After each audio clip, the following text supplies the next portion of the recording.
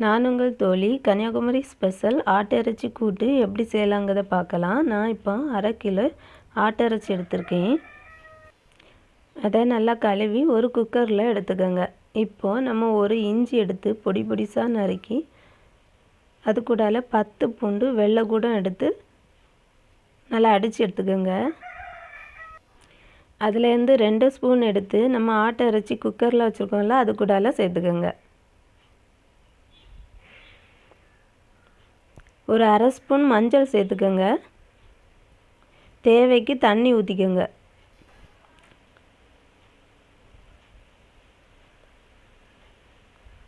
குக்கரை மூடி வச்சாச்சு. இனி நம்ம இதுக்கு ஒரே ஒரு உருளைக்கிழங்கு எடுத்துருக்கோம். அதை பொடிசு பொடிசாக வெட்டி வச்சுக்கோங்க. ரெண்டையும் அடுப்பில் வச்சு நல்லா வேகட்டும். ஆட்டிறைச்சி 6 விசில் வரும் மாதிரி பார்த்துக்கோங்க. இப்போ நம்ம 3 பெரிய வெங்காயம், 2 தக்காளி, 7 மிளகாய் எல்லாத்தையும் தனித்தனியாக வெட்டி வச்சுக்கோங்க. பெரிய வெங்காயம் மிளகாய் எல்லாம் சேர்த்து நல்லா வதக்கின பிறகு அது கூடவே தக்காளியும் சேர்த்துக்கோங்க. தக்காளி நல்லா வதங்கட்டும். நல்லா சாஃப்டாக வதங்குறது மாதிரி பார்த்துக்கோங்க. இப்போ நம்ம அரைச்சி வச்சுருந்த விழுது, இஞ்சி பூண்டு விழுது இருக்குல்ல, அதையும் சேர்த்து நல்லா வதக்கிக்கோங்க. பச்சை ஸ்மெல் போகட்டும்.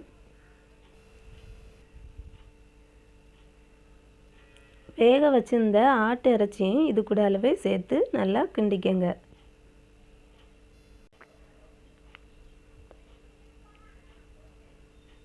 தக்காளி பெரிய வெங்காயம் எல்லாம் சேர்ந்து இறைச்சி கூடவே நல்லா மிக்ஸ் ஆகட்டும். இப்போ நம்ம வேக வச்சுருந்த உருளைக்கிழங்கையும் அது கூடவே சேர்த்து நல்லா கிண்டிக்கங்க.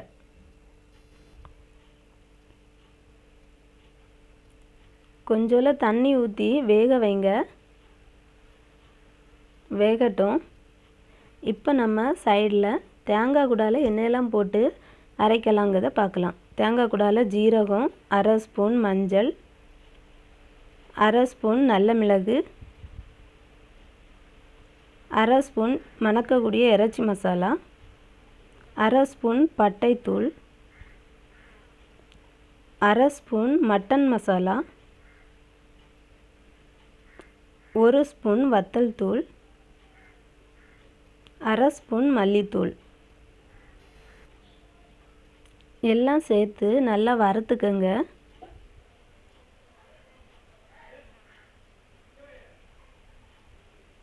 சுண்டை வறுக்கணும்னு சொல்லுவாங்கள்ல, அதே போல் வறுத்துக்கங்க. ஏன்னா அப்போ தான் நல்லா மணக்கும், சீக்கிரமாக கெட்டு போகாது. இப்போது இறைச்சியெல்லாம் நல்லா கொதிச்சிட்டு இனி நம்ம அரைச்சி வச்சுருந்த விழுது, தேங்காய் விழுது இருக்குல்ல, அதையும் சேர்த்துக்கோங்க.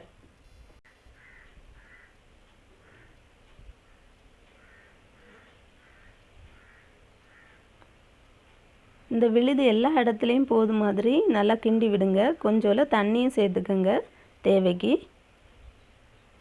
இப்போது மல்லித்தழையும் சேர்த்துக்கோங்க. மல்லித்தழை தக்காளி சேர்க்க பட்சலையும் சேர்க்கலாம். இது நான் இப்போ சேர்த்துருக்கேன். எப்படி இருந்தாலும் குழந்தைங்க தனியாக பிரிச்சுக்கிட மாட்டாங்க. 2 நேரம் சேர்த்தாலும் பிரச்சனை இல்லை. மணக்கிறதுக்காக யூஸ் பண்ணுறோம். கொஞ்சமாக உப்பு சேர்த்துக்கோங்க. குறைவாக இருந்துச்சுன்னா பிறகு டேஸ்ட் பார்த்து கூட கொஞ்சம் சேர்த்துக்கலாம். நல்லா கொதித்து வேகட்டும்.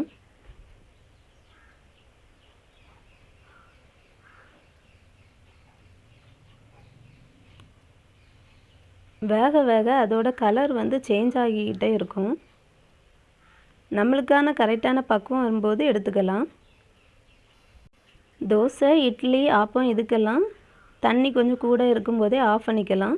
இது சாப்பாட்டுக்குங்கிறதுனால நம்ம இவ்வளவுக்கு பக்குவம் வர மாதிரி எடுத்துருக்கோம்.